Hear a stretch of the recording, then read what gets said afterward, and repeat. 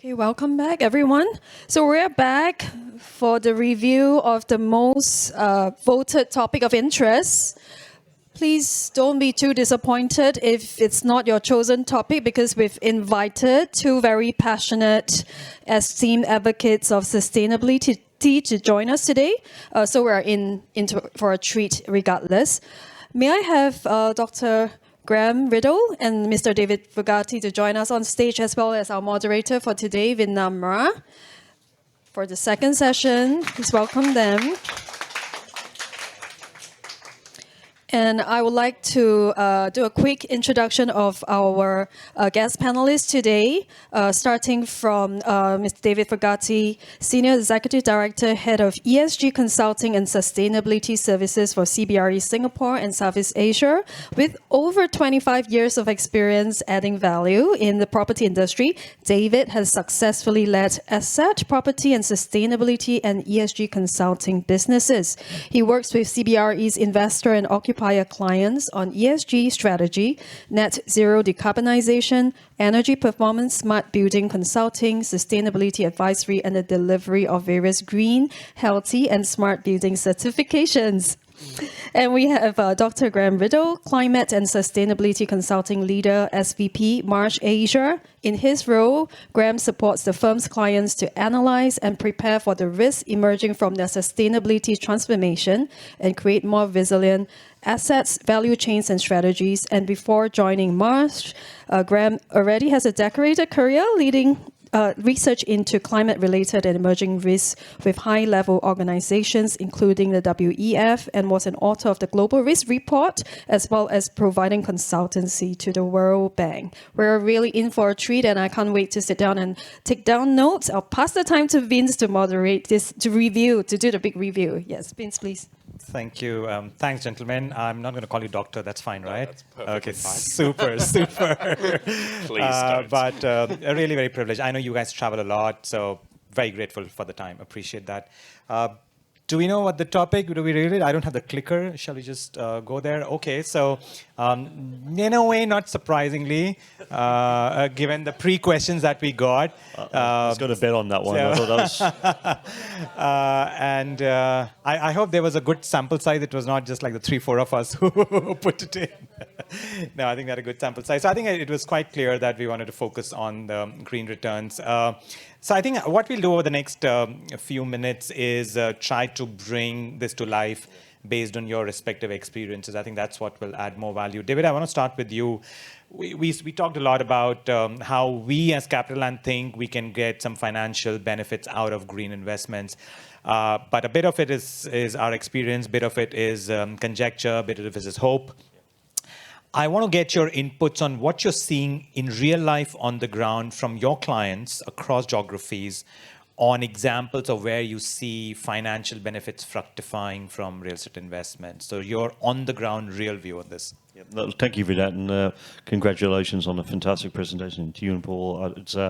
I've been to a lot of these presentations, and this is one of the best, and CapitaLand are really setting the benchmark, so I just want to put that out there. It's really impressive. I didn't ask him to say that. You didn't. Put the pressure on me for saying it now as well. But it was inspiring, and I think that's great to see. So on the ground, what we're seeing, if you talk about just in different markets, I think I was talking to someone out there at the break about, I guess, some of your customers, which are your tenants, your occupiers of the building. We're seeing a lot of occupiers, especially the major occupiers, really driving a net zero agenda and making locational decisions based on that. We've done a whole heap of consultancy work here in Singapore and other markets, Hong Kong, where we're working with some major occupiers who are really looking at maybe a selection of 3 or 4 buildings, and not just looking if it's green, but we want to know more than that. Is the owner committed to net zero? Are they going to even train our staff? Do they have a zero waste program?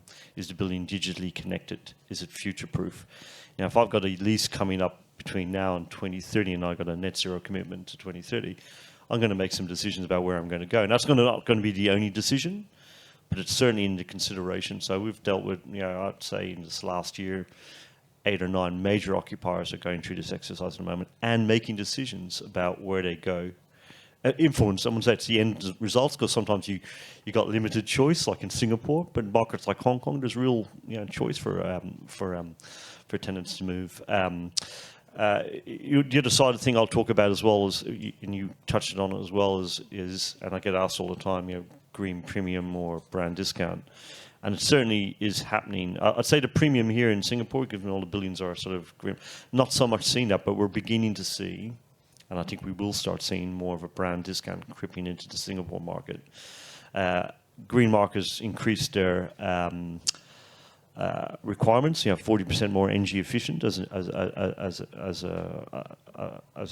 baseline.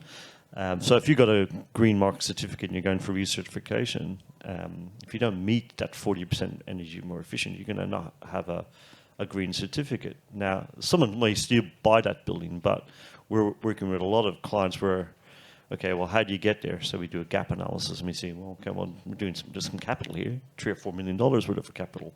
Someone's going to factor that into the price. You're going to see that happening. So you either take it to the market as a brand discount, and then someone's going to come as a value add and go, well, I'm going to buy it, but I'm going to do all this work and do it 2 or 3 years and then flick it and get the upside myself. So these customers, David, are they looking mostly at the green rating of the building and that's enough? Or are some of them sort of taking the next step on the net zero pathway, etc. as well? Yeah, a bit of both. So some are actually aiming to get their buildings retrofitted and get them ready and starting that process. I'd say some markets are slower than other markets. We're really seeing, so if I look at the UK, we're seeing some really differential between rental uplift and valuation uplift and downtime for brand buildings. We're seeing a real discount happening there.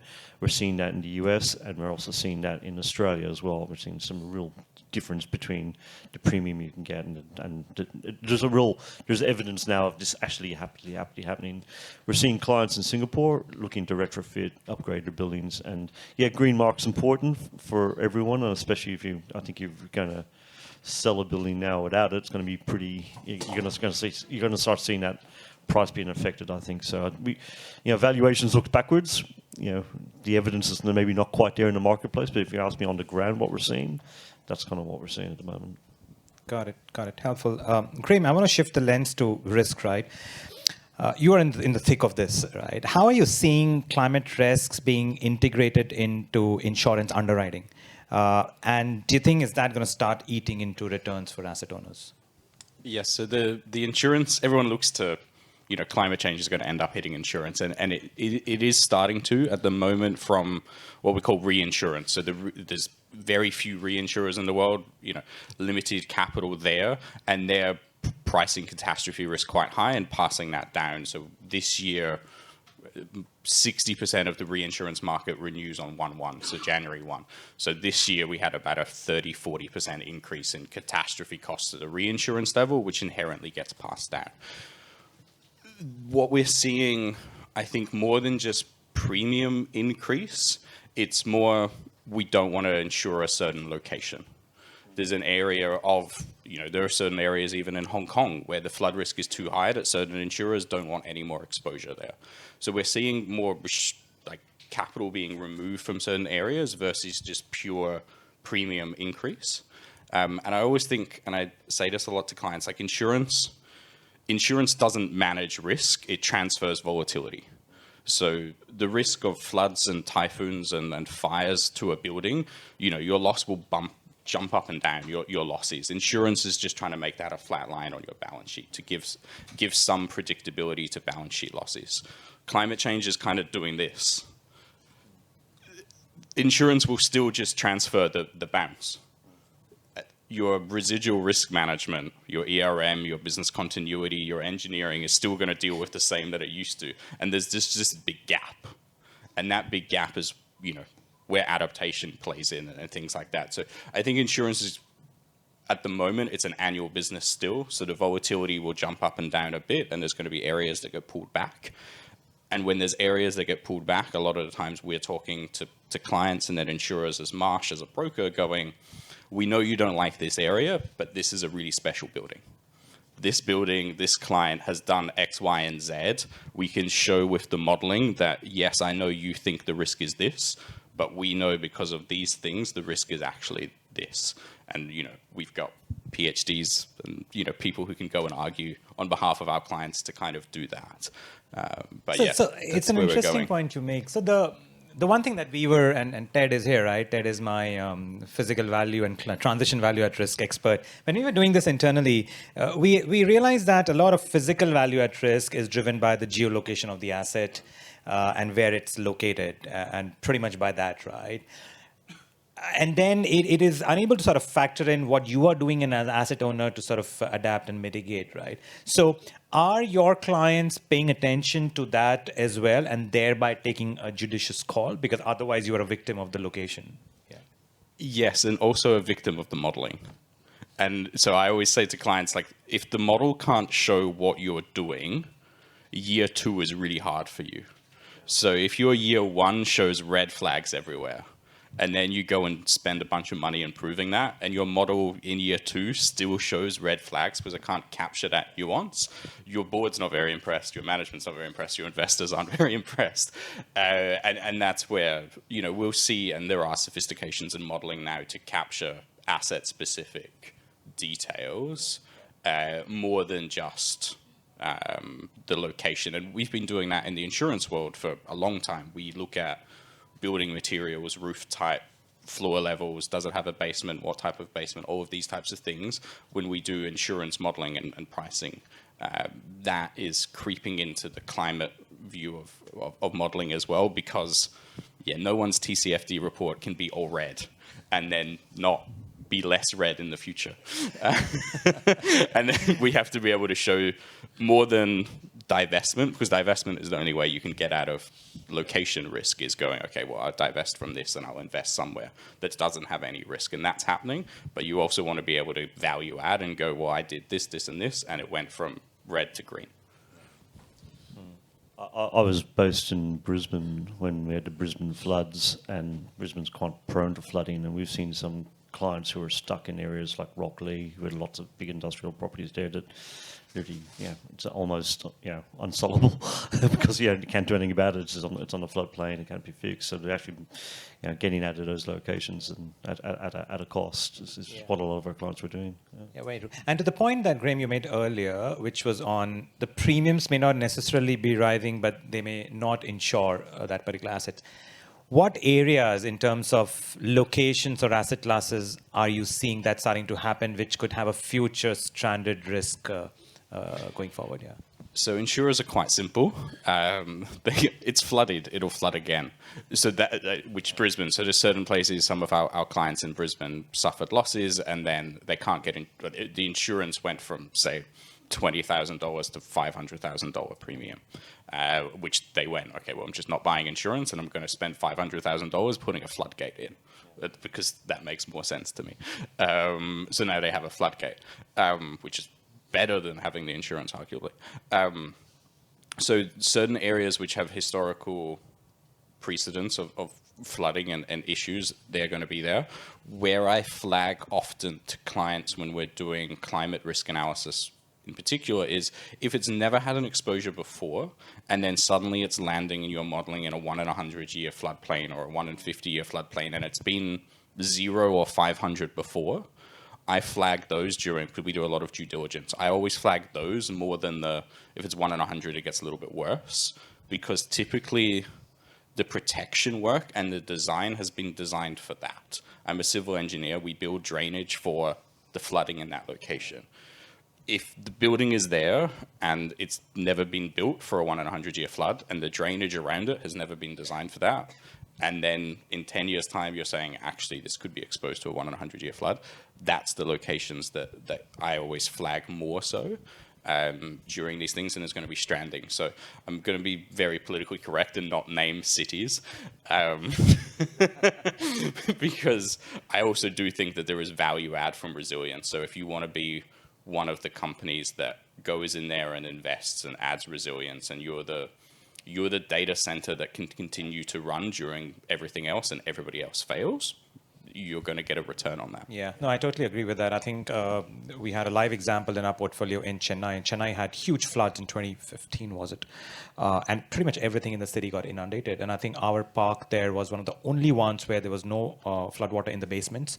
And we had tenants actually bringing their equipment into our park to park it in our basements because that was the only unflooded basement in the whole city, right? So today, if I put Chennai on the map, of course, it has a huge flooding risk, right? But then you have to differentiate what you're doing at an asset level. Fair point. David, I want to come back to you.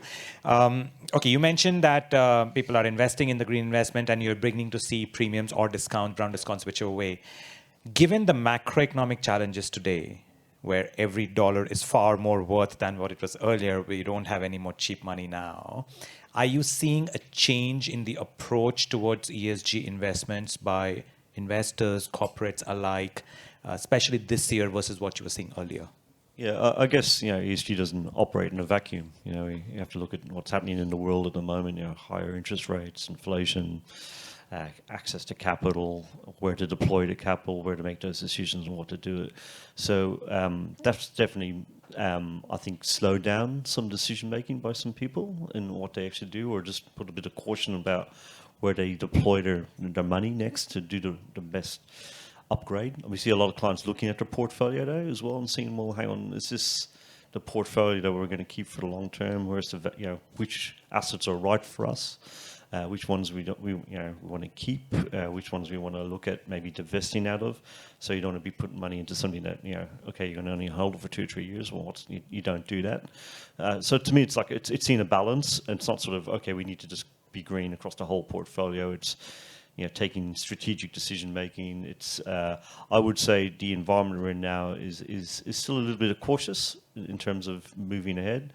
I think there's a lot of you mentioned capital and the discount is it there if you can go to the banks, or are they giving you so how do you get to access to that capital to do the works that you need to do? That's probably one of the biggest challenges in slowing people down and where to spend it at the moment. So we're seeing a bit of a slowdown. That's what we're seeing with some of our clients. Doesn't mean there's not stuff happening. There is stuff happening, but maybe I've felt this year is a bit more of a pause given the environment that we're in. And are there any specific regions where you're seeing this pause happen much more than others? I think Singapore is a bit cautious, if I can put it that way. I think other markets, given vacancy and so forth, like Hong Kong, just have actually a bit of activity in that market. Australia, it's probably a bit slower as well in terms of where it could be. I think there's a bit of repricing happening in Australia as well. So I think, it's an interesting market. I think it's quite volatile, and there's things happening in the US as well. Is the US going to come out of we're seeing a bit of a slowdown. I know it's not going to go in a recession per se, maybe not. It's presidential year and so forth, and there's a lot of politics around what's happening there as well. But that's going to have an effect, I think, as well. You mentioned an interesting point a bit earlier about the time period. If I'm holding the asset for only 2-3 years, what do I do? That begs me to think about the fact that if an asset is held under a private fund that has a fund life for 5 years where you need to exit versus a REIT where probably you're going to hold it longer, how are then those private equity investors looking at green capex, knowing very well that they're going to exit in 3 years' time? Is the behavior and approach different based on this holding period? Yeah, absolutely. Absolutely. I think those are only got a short-term horizon. They might do some works and get it right, but they may not spend the capital, because they're not going to hold it for 10 years. They're just going to hold it. They're going to do something to create the value. That makes it more sellable, but they're not going to invest a lot of money into it. And I think that's the nature of transactions. And some clients that we have are traders. They literally get in, buy it cheap, hopefully, do something to improve it, and then sell it. The money's to be made sometimes in the transition, I guess, as we're going towards ESG. And I looked at some of what you're doing in terms of the technology piece that you guys are working on, which is fantastic. And I think that's going to help us sort of innovate and drive some extra value as well to help us achieve net zero. But those clients are just, 3 or 4 year horizon. No, they're not. I'd say they're not factoring everything in. They might want to get a green certificate. They might want to do what we'd normally do in the real estate, if the equipment's old, upgrade it and do a few things that you need to do, but they're not really thinking about the long-term where their asset is. If they've got a portfolio there, they want to rebalance as well. So we might sell this one out and buy this one. In the buying, there's a bit different requirements in the purchasing rather than the actual disposal in some respect. Okay, so you're saying again it's a portfolio approach. And given that you hold it for shorter time, it may also determine the extent of capex you want to put in. Because in this field, a lot of it has a long ROI cycle, right? You may not see it fructify immediately. Okay, interesting. Graeme, we talked about physical risk earlier. What are you seeing on transition risk? Because for physical, there's also so much that you can do as a corporate. Yeah, I can build the floodgates, etc. But for many others, it's not in my control. On the transition, how you're seeing risks getting evaluated and approached by corporates? Yeah, so transition risk on the real estate side, I think it ties into a lot of what we're seeing, because inherently decarb transition risk is kind of two sides of the same coin. So some of the analysis and things that clients are asking us is when they're going through due diligence and things like that, it is, does this sit on my pathway? How much is it going to cost me to pull it back to a pathway? Is there a risk of stranding because it's so far away? Do I think I can add value more than anybody else can in closing that gap? So we see a lot of that. On the transition risk piece as well, from an insurance perspective, a lot of the insurers, so go back 6 months ago, there was a net zero insurance alliance. It kind of disappeared for reasons I won't mention because this is being recorded. Been checked, but it's no longer there. But the commitments that the insurers made are still there. What we've seen in financing and versus insurers is actually the insurers have been far stricter than financing. I could probably get finance for a lot of dirty assets across Asia. I actually can't get insurance for them right now. The insurers are dropping fossil fuel assets and things like that far quicker than the financing has been. And I think that's because bankers are incentivized to make money and underwriters are incentivized to say no. And that's kind of their perception on risk. So when we're starting talking about real estate and corporates, a lot of, again, our role with Marsh is communicating that net zero commitment to the insurers who will recognize that. There's been a lot of discussion about whether insurers will, what is sustainable insurance versus sustainable finance, and can we get a few basis points here and there like sustainable finance. It's not really played out that way.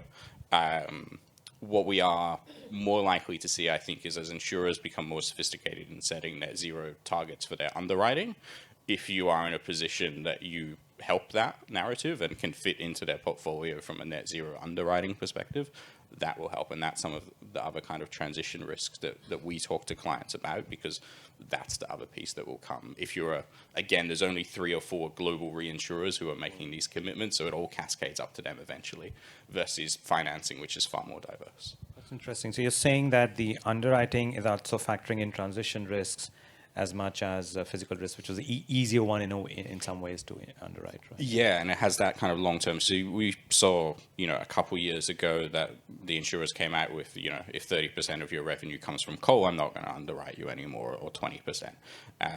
That's now translating to more sophisticated approaches to their target setting, which is, and they'll inherently, my perception is they'll target some of the easier areas first, where they can make, it's easier to say I'm going to have a net zero real estate book than it is to say I'm going to have a net zero energy and power book if I want to maintain client access and still make the commitment. So to kind of have that conversation with insurers, it's definitely, and it's not there now, it'll be there in a couple of years. And we are starting to have clients be asked by insurers, what are you doing on net zero? What are your targets? All of these types of things, just the same as they are on physical. And at the risk. point of exiting brown assets, right? We've had that discussion at the Singapore level with the coal on the energy pathways, right? On the real estate side, are you seeing your clients, investors, asset owners focused more on the fact that, okay, if this doesn't work out, I'm going to sell and improve my portfolio, versus I'm going to actually invest to decarbonize as much as possible before I have to reach that stage? Do you see different schools of thoughts there? I would say definitely different school of thoughts. Yeah. And, just because there's also different investment strategies in general. There's different ways of tackling a whole range of kind of value creation problems. On the physical risk, on transition risk, we have, clients go, with the same information, make completely opposite decisions. And I shared this with you last week on physical risk. It was, we had one of our asset managers ask me the question that you asked me, which is which cities are worst? Which ones do, like, we've got lots of capital to deploy across Asia. Where should we just ignore to not waste our time? Where do I tell my acquisition team to just not look at? We're like, oh, this is, the modeling says X and Y and Z. We told the exact same information to another asset manager, and they went, that's really interesting. I want to go invest there if that person doesn't want to go there. With the exact same information. So there's a competitive strategy there. There's, well, okay, if so-and-so doesn't want to play in this market, might make it cheaper for me to play in that market. And I bet my ability to decarbonize, and I bet on my ability to manage the physical risk that, okay, I'll take it cheaper because so-and-so doesn't want to play there finding anymore. the hidden gems there. David, are you seeing that? It's the exact same. Different clients have got different strategies, and they'll look at it differently. I think that's definitely a feature in the marketplace. So not everyone is, it's not just one rule. That's the way it is. I think everyone's got a different strategy and how they're actually going to approach the whole decarbonisation journey. So some clients will see the opportunity. Some clients will divest. Some say as a portfolio approach for the bigger clients, they'll think, okay, well, this is not fit for purpose. I'm going to spend too much money on this one. We're going to do this one. No, this is really good. We'll put the money into this one. We'll look at these different locations because other people aren't looking at those locations as well. So look at the opportunity that they will get from moving into those markets as well. Yeah. And then I think there's another bucket which we don't talk about, which is the ones who want to buy cheap and don't think that this is going to turn out, and they'll just pick everything up that everyone else is dropping. But a lot of the value at risk analysis is very long term. I've seen models 2050, of course, I've seen 2100 as well. How do people take next year CapEx decisions, next 3 years business plan? Because corporates work on 1 year, 2 year, 3 year business plan cycles, right? So yeah, for TCFD reporting, fine, we can do that. But how are both of you seeing your clients translate all of that long-term information that has 100 assumptions in the Excel that nobody will get to see versus taking on the ground decisions? Yeah, well, we're seeing it like yourself, a portfolio approach. So you look at your assets in your portfolio, and you may trade out of some, you may keep some, and at some point in time, X out of that. You got a I guess a guideline and a matrix of where you want to get to as an overall portfolio by a certain date. Are you going to see all of that? Probably not. But in a lot of respects, it's actually just having a plan and implementing the plan, trying to drive value for your investors as you do that. And that's what we're kind of seeing at the moment. It's sort of that kind of view. Yeah, I agree.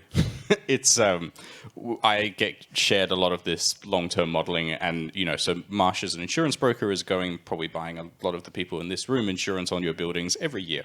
We buy you flood insurance, we buy you typhoon insurance, we know how much it catches on fire and all of these types of things. And I see some of the stuff that comes out of some of the models and I get confused myself. And this is what I do all day, every day. So there is definitely a rationalization piece that goes. So I think a lot of the climate models are good at delta.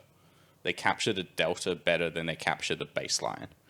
A lot of what we're doing in the insurance modeling space, so we call it natural catastrophe modeling, which looks at like 10,000 different floods that could hit Singapore and uses that as a baseline to go, okay, this is what the damage actually could be, backwards looking. And then you can add delta on top of that. But we have these conversations a lot, and it is, challenge the modeling. I'm all on board with challenging the model. If someone can't explain to you why this is happening, I scratch it a little bit. Great. I'm not alone in that then. That's good. I want to take one last topic before we open up to Q&A, which is more on geopolitics and geographical tensions, even though it's not directly related to green returns, but I think eventually it is in some ways, right? For somebody like CapitaLand, which is so global, 40 countries, where our capital pools are very global, our asset portfolio is global, and different regions are at a very interesting stage of how they're looking at ESG, right? We have the backlash in US, Europe trying to sort of put a lot of its policies on Asia its own transition journey. How would you suggest somebody like us should approach this dynamics so that we still keep making progress, but we don't trip ourselves because of all these interplays? I mean, what learnings you have from your clients, who I'm sure are also global like us, which you think you can advise us on? Yeah, well, we're an American-based company, and we obviously see what's happening in the States as well around ESG. When we speak to our clients, and our clients are looking, well, hang on, this is a framework. We're always going to look at investments to, is it a well-governed company? Does it treat its people and suppliers well? And what's its impact on the environment? So how could you not look at those factors when you're actually making an investment decision? So is ESG going to go away? I wouldn't think so. I think just a moment, and the overall picture about the need to decarbonize and the need to address climate change is only continuing to grow. So I guess take that view because I'm in ESG and sustainability. I really want to keep the focus on why we're actually really doing this in the bigger picture. We do face a climate crisis. We do face existential challenges in terms of the climate. So I think there's going to be headwinds. There's going to be geopolitical issues and so forth like that. For most of our clients, are just staying true to the course. If we go back to your presentation, they know the returns are there, they know the premiums are there, they know the investors are requiring this. We know the customers, we know consumers, we know the people are going to be working for us all require a sustainable future, and I think that's still kind of driving it for most of our clients, and the awareness of that, which is something that if I go back 2 or 3 years ago, or even 5 years ago, wasn't there. We're finding just a greater awareness that the challenges we're faced. Yeah, I think back to when I was kind of first doing talks like this and first doing conferences when I was a PhD student, of like, when you first do things, you don't want questions. And then you realize questions are good. Scrutiny is good. If you have this type of conversation and at the end of it no one puts up their hand, it's not been a very good discussion. So I'm okay with scrutiny. That's coming up.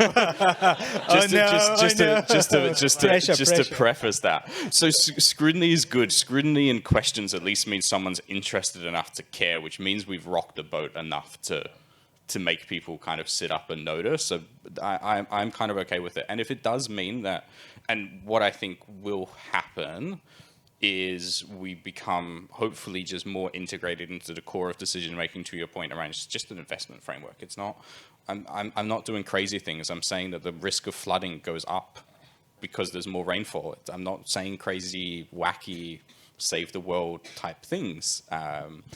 And so when those start getting translated to just normal, investment decisions and things like that. I remember being asked by the head of asset management when we first did a climate risk due diligence for them 2 years ago. He was like, so does that mean one day we're not going to buy a building because of climate change? And like 3 weeks ago, he got presented with 2 buildings and he went, well, that one's got a flood risk and that one doesn't. So let's do that one. I was like, yes. To my point, I take that for our investment committee. that's becoming just more usual, and it was just seen as an investment decision. It wasn't seen as any philanthropic decision. It was seen as, well, I'm presented with 2 options. One has a higher risk than the other. One puts more capital at risk than the other. Well, yeah, of course, I'm going to take that one. And there's a blowback to the blowback in some respect in the States. A lot of the states are challenging some of the legislation that's going and saying, well, hang on, this is the framework we need to use to make good decisions for our investors. So, ESG is not a thing. It's just 3 words put together and it's become a thing. You don't ESG something. It's just a framework. And I think we just have to stay focused on that. That's a strong reminder. Okay, I want to open it up for questions from the floor. She's already said if you don't have hands, this has been a failure. So I don't want this to be a failure. Or online, please feel free. In the worst case, that's why I got my team members to sit in. They absolutely have to then raise their hands. Sorry. So Dr. Graeme, you were diplomatic before when you mentioned that certain cities around the region, certain areas are more at risk and certain areas are a little bit less at risk due to the resiliency measures that are being taken or not being taken. Could you be non-diplomatic and go through some of these cities? So we know, of course, Singapore is doing quite a lot. Yeah. I think we all know that. Other cities around the region that are particularly risky or surprisingly risky? I guess I've mentioned one. Yeah, and you mentioned another, so there you go. So yes, Singapore obviously, so we do a lot of, say, the stress testing for physical risk for the banks when they're looking at their lending portfolio. So we look at lots of cities, and I often kind of tell clients to just relax about Singapore. So Singapore's committed, $50 to $100 billion to protect Singapore over the next 50 years. That works out to $134 million per square kilometer. Take that to Indonesia or the Philippines, and you see a very different, like, we can't spend $134 million per square kilometer in a lot of countries. So that's kind of, so I think the protection levels is going to be one of the bigger drivers to real estate threat versus the pure, when you're looking across Southeast Asia and North Asia, rainfall, heat, if it's exposed to typhoons, is going to get exposed to more typhoons with more rain. There are certain cities like, Japan has very well designed and over-designed civil engineering works to protect it for the next little bit. How well they adapt that over time is the question, but for now there is so much redundancy in that system that it's pretty good, similar here. If you then look around that region as to go, well, where it hasn't originally invested that much in civil protection, those would be where I would be flagging as more concerning areas, because there's very little. As an asset owner, yes, you can put a flood barrier there, but it's far more useful to have a kind of civil defense around a river and those types of things. And even in Brisbane now, you can't put in your own flood defense unless you undertake a modelling exercise to show that your flood defense doesn't push the water next door. Because that's what happens. So, and the reason why I'm cautious of naming anyone is also because, as I said, I used to be at the World Bank. So I think there's a big inequality discussion to be had around there, where actually capital needs to go into certain places to make it more resilient and those types of things. So if and investors have a role of prodding the public sector to help the level of climate adaptation and protection go into those regions so investments can become safe. So that's why I also caution it a little bit. Yeah. And honestly, I do think that's an example of an intersection of the E and the S, right? Yeah. Because when you look at the S angle, you need those investments to flow in the right areas as well, right? Great. Other questions from the floor or online? Sure, please. Thank you. Thank you, gentlemen. Very interesting discussions. I'm just wondering on sort of valuation. Do we actually start to see these insurance issues being factoring cap rates and affecting valuations and investment decisions? And also, I think just on the discussion we had with sort of those locations, I guess, are you seeing actually public sectors starting to be more active in investments? I think both of you can take that, and maybe you can also take the valuation question, David. But so on the insurance bit being priced into valuation, yes, some of our more sophisticated clients are starting to take. So we would do analysis, which is like, this is your basis risk, this is the delta over your holding period. Put that into your cash flow model, see how well you go.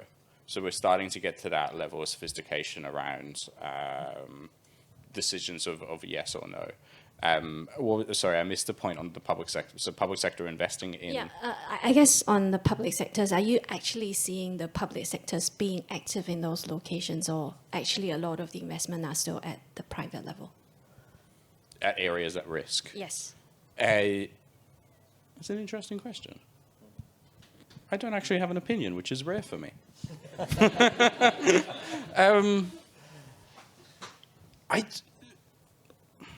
I'm going to be political. I think there is a data and analytics race going on in climate change, and the private sector at the moment is far better armed than the public sector is, across Asia at least. Australia is different. The UK is different. The public information is far more superior than the private sector stuff actually is. In Asia, that's not the case. The public data is in there. The private sector is far better armed to make these decisions and kind of take risk-informed decisions.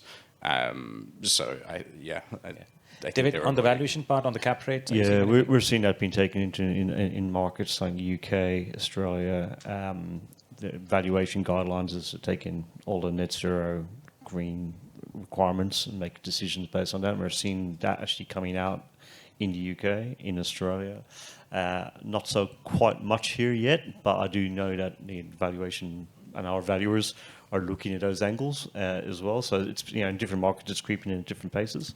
I do think in Australia it's definitely it's actually hit the market, and in the UK it's definitely hit the market as well. So it's real. I've got driving. the screen on font 45 telling me it's time to wrap up.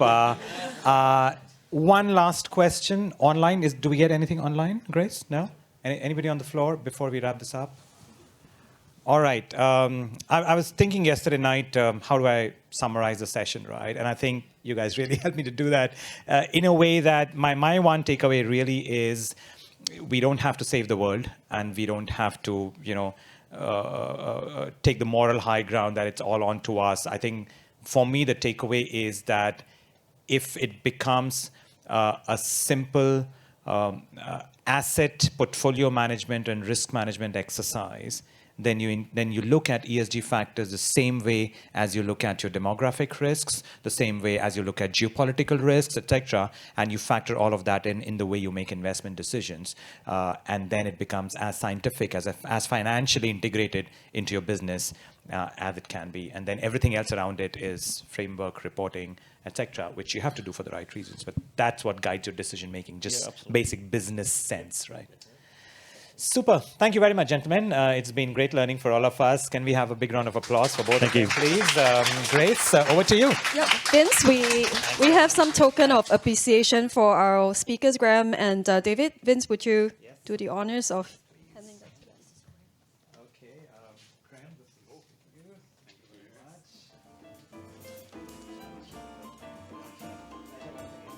much. Thank you, gents. And we've come to the end of our program. I hope it has been useful for you. I want to thank you for spending 2 hours, a little bit exceeded 2 hours with us. And the conversations continue. Actually, I just want to do a shout out to Macquarie. Charles has flown in from Australia. And we have Sutai and also Edwin organizing some meetings for us in the afternoon. Similarly, please let us know if you want a conversation on sustainability. Always happy to do that. And if we don't see you again before the year end, have a restful, try not to send me the checklist too late. Have a restful year end, and we will reconnect in 2024. Okay? Take care, everybody. Thank you.